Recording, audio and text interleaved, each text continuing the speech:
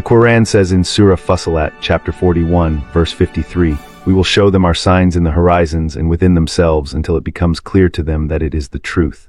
The horizons. The periodic table, the stars. Within themselves, the human body, the 114 biochemical pathways, and the truth that this is all designed, that there is a designer, that he has spoken, and his speech is the Quran. Now let's address the elephant in the room. Why don't scientists talk about this? Why isn't the number 114 headline news? Because science and religion have been divorced for centuries. After the Enlightenment, Western thought separated faith from reason. Religion became private, subjective, emotional. Science became public, objective, empirical, and never the two shall meet. But Islam never made that separation.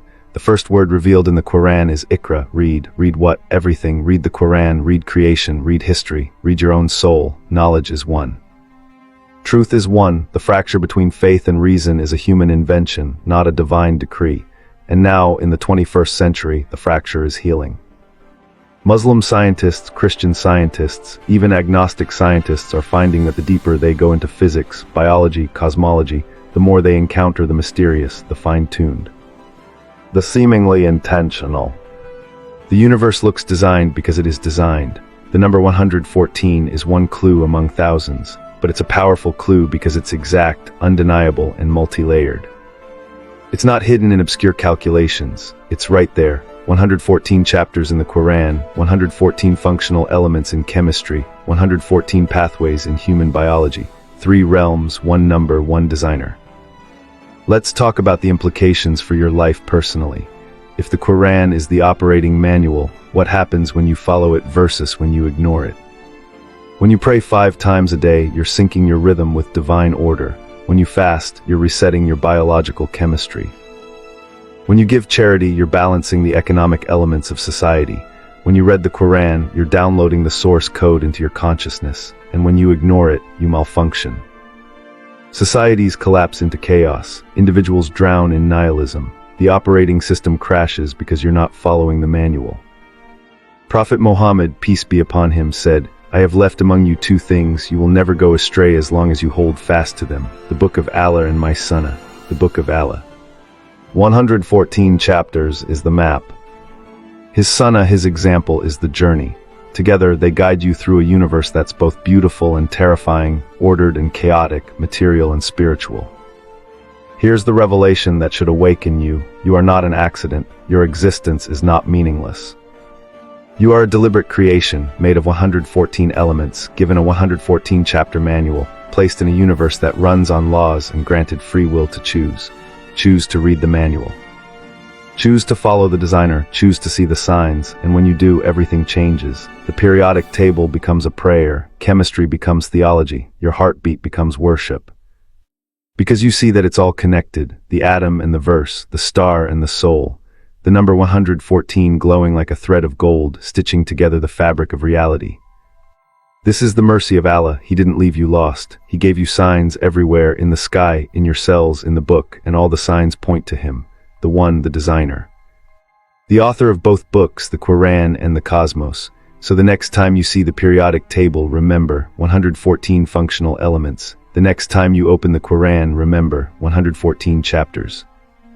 And the next time you look in the mirror, remember, you are made of stardust, organized by divine mathematics, given consciousness to seek the one who made it all. This isn't just information. This is transformation. The mystery of 114 isn't just solved, it's lived. And now you're part of that living mystery. We've journeyed through stars and cells, through verses and elements, through history and mystery. And we've arrived at a simple, profound truth. The universe speaks, and it speaks the language of its creator. The number 114 is one word in that language, but it's a word that unlocks libraries. Reflect on this for a moment. Allah, the creator of trillions of galaxies, each with billions of stars, each star potentially hosting planets, and on at least one planet life, chose to send a final message to humanity. He could have sent it in any form. He could have written it in the sky. He could have made it 1,000 chapters or 10, but he chose 114. And that choice, like every divine choice, is saturated with meaning. The Quran in Surah Al-Baqarah, chapter 2, verse 164 says, indeed, in the creation of the heavens and the earth, and the alternation of the night and the day. And the ships which sail through the sea with that which benefits people, and what Allah has sent down from the heavens of rain, giving life thereby to the earth after its lifelessness, and dispersing therein every kind of moving creature. And his directing of the winds and the clouds controlled between the heaven and the earth are signs for a people who use reason. Signs for a people who use reason. Not blind faith, not rejection of science, but reason enlightened by revelation, the marriage of intellect and spirituality. This is Islam's gift to humanity, a worldview where discovering the periodic table is as holy as memorizing the Quran, because both are acts of reading the signs of Allah. We are living in an unprecedented age. For the first time in history, humanity has the tools to see the very small atoms, quarks, DNA, and the very large galaxies, black holes, the cosmic web. We can peer into the first moments after the Big Bang and predict the